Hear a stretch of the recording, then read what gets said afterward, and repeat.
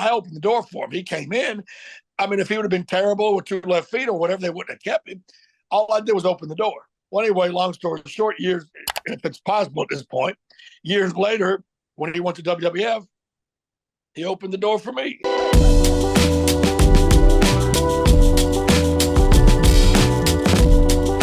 Hello, everyone, and welcome to another edition of the Apter Chat. And today, this is amazing because back in the day when this guy was running wild with the WWF back then, they didn't have any of this, right, Downtown Bruno?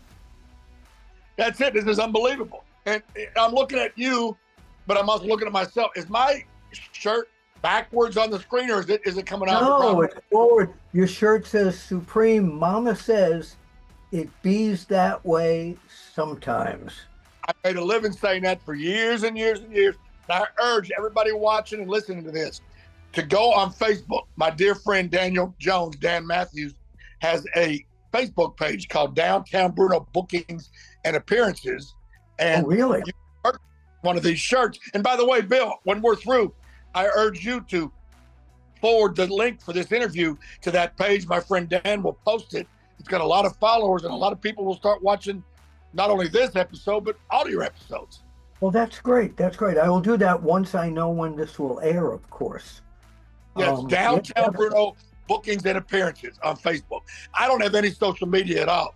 Like I said, my dear friend Daniel Jones, his wrestling name is Dan Matthews, he's got that page for me. And anybody wants to book me on an event, a podcast, a special referee, a signing, a convention, reach out through that website or that Facebook page, and that's how you can.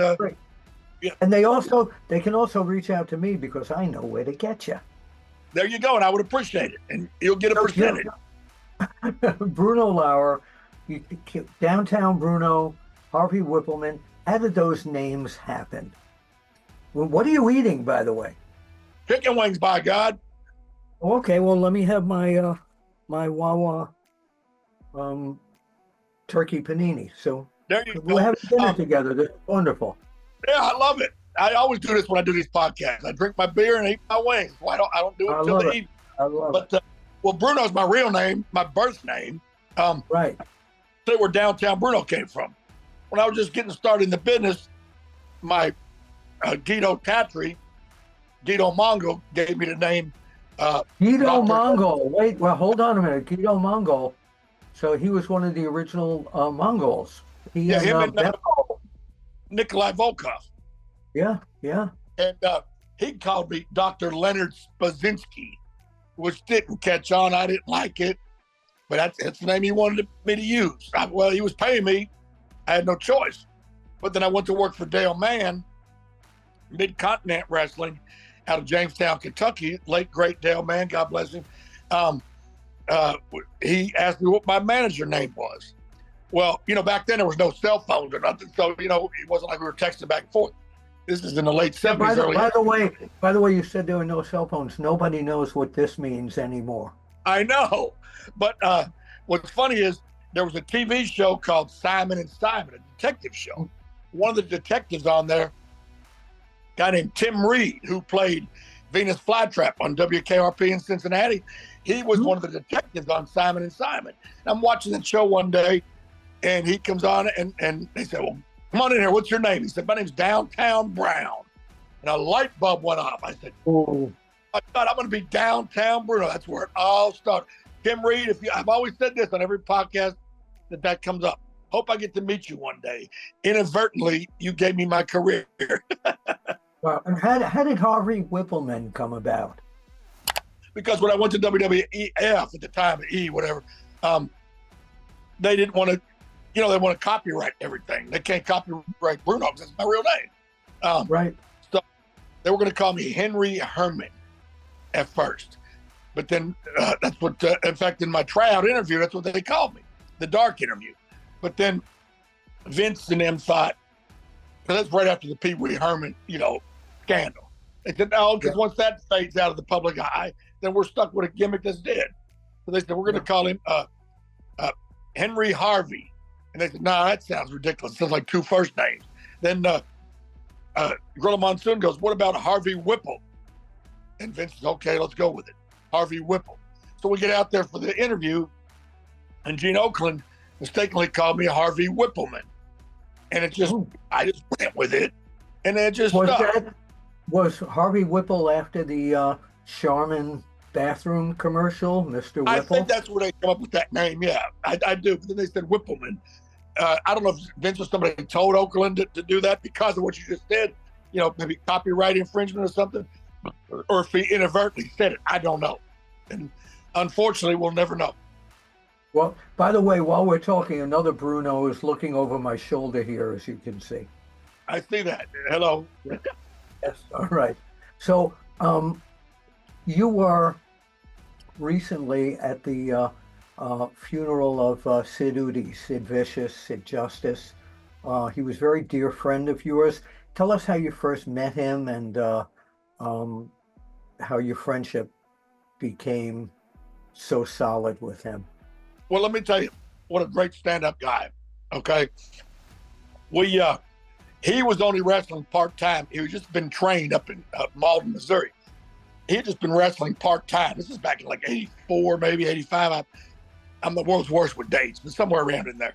And he was already built like, incredible, like, a superhero. But he was brand new to the business. He was, very, very green. He was only working part-time, making a few shots here and there in the Memphis organization and some other, independent outfits back then. Well, without going through everything, I'll fast forward. I went to Continental, which was the Southeastern Territory, Alabama, North Florida. That was run by the Fullers, right? By the Fullers, correct. And Robert Fuller said, we want to do that Lord Humongous gimmick, with the hockey mask and the leather outfit and everything. Yep. He says, Bruno, do you know anybody that would fit that gimmick? I said, yeah, there's a guy in Memphis named Sid. I said, trust me, this guy is, perfect for it. I said, and Robert said, can he work?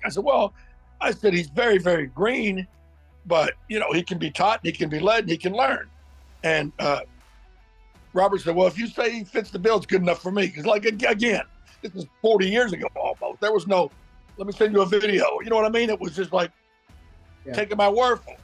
Yeah. So I didn't have a clue how to reach him, but I knew his mother-in-law worked at a building in West Memphis called the Mid-Continent Building. So I called and asked her, and she said at this time, this was common back then. A lot of people didn't have phones.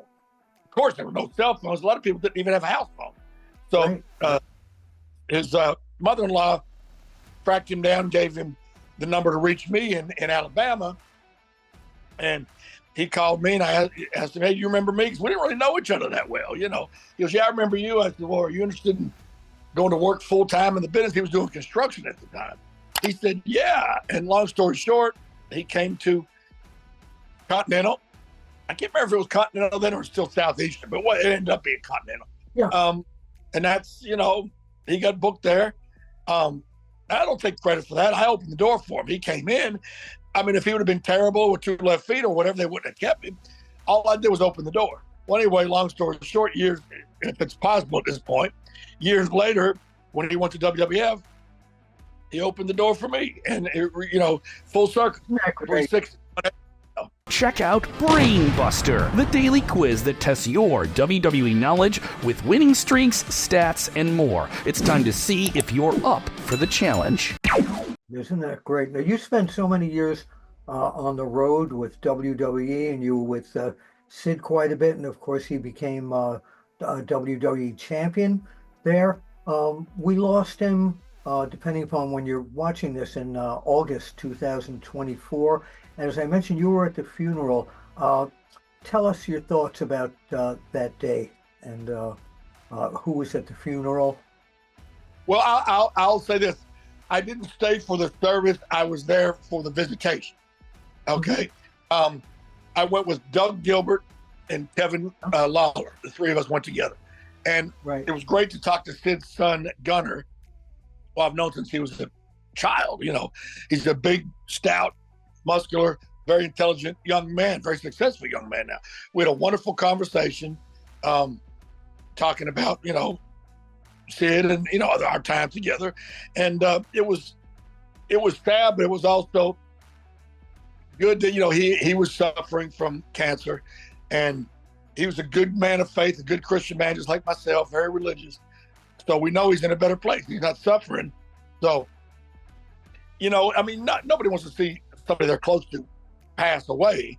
Just like when my mother died, nobody's happy when their mother dies, but my mother had Alzheimer's and she was very sick and suffering. So it was a blessing when she died. And just like in a way, it was a blessing that Sid passed in his sleep overnight rather than suffering and hollering out in anguish or whatever. So if he had to go, he went in the best possible manner. And I believe that's the way all of us that care about him look at it. Yeah. If you could sum up, like writing a book about Sid, what do you think you would have titled that book? I mean, the man who ruled the world. Yeah, and he certainly did. There also, through the years, you have worked with, through the territories, Continental, Memphis, New York. Who are some of the other people that you saw in their infancy in the business and rose to superstardom? Hulk Hogan's got to be one of them. Well, yeah, but I didn't see him in his infancy in the business. So he had already was on his way to. I thought you had seen him in Memphis. Okay. Yeah, I mean, I started in '79. Hogan started, I think, in '77. Right. But he had already been in the business for a little while. Talk about infancy. I'm talking about like from the very beginning. Obviously, the obvious answer to that is, of course, one of my dearest friends, my family member, Dwayne "The Rock" Johnson. Of course, I was with him. Wait. Whatever happened to that guy? Well, he had a great gimmick called Flex Cavana, but when he tried to become The Rock, it just fizzled out. Tell us. That's one of the subjects that I wanted to talk to you about. When you first met him, I knew him when he was a little kid. We used to, when I visit Apter and Rocky, and he was there, and we'd stand in front of mirrors doing wrestling imitations together. Right. And last time I saw him a few years ago, we were still doing our Jimmy Snookers together. But tell me, when you first met Dwayne Johnson and he came in as that character, back when you first met him, was he Flex Cavana? No, when I first met him, he was 14 years old. He was my friend. We were roommates. Yeah. Rocky Johnson was one of my dearest friends. I probably met Dwayne back when he was 7, when I was in Hawaii back in '83 or whatever. How old he was at that age, 9 or whatever. But I really got to know him in '86 or '87 when he came to Memphis as a teenager. And we were, everybody said, "Oh, you let him live with you." No, I didn't let him live with me. We lived together. That's what friends do. We lived together. Rocky Johnson asked me would I look after Dewey, and I said, "You're damn right I will." We became inseparable, best friends from that day forward. What I could describe what a great guy he is. What was he like? Was he? He had that fever for this business, didn't he? I mean, from the minute you met him. Yeah. Yeah, and he was a natural. There's certain people that are naturals. And it's funny. A lot of them come from wrestling families that are natural. Like Dwayne, natural. Jeff Jarrett, natural. Brian Christopher, Lawler's son, natural. Some just ain't quite that way, but in those cases, they were natural. You can want it all your heart and soul, but if you just ain't got it, it don't matter what your lineage is. But he had it instantly. And here's the thing, too. Very intelligent guy. Now, you can't name me, and as long as you've been in and around the business, even longer than me, Bill, you can't name me any top guy that's not extremely intelligent. Not one. Because it's more than athletic ability. It's more than that ring presence, that look. If you're an idiot, you're not going to make it. Sid, very smart. You've got to know how to market yourself. You've got to do everything. Everything. Look at Mick Foley, one of the smartest guys I ever met in my life. Yeah. What is your favorite Rock story? Your favorite Dwayne story? Well, I mean, how could I not say that when he surprised me for Christmas in 2020 with that brand new Ford F-150 that's sitting right out in front of my house right now, you know.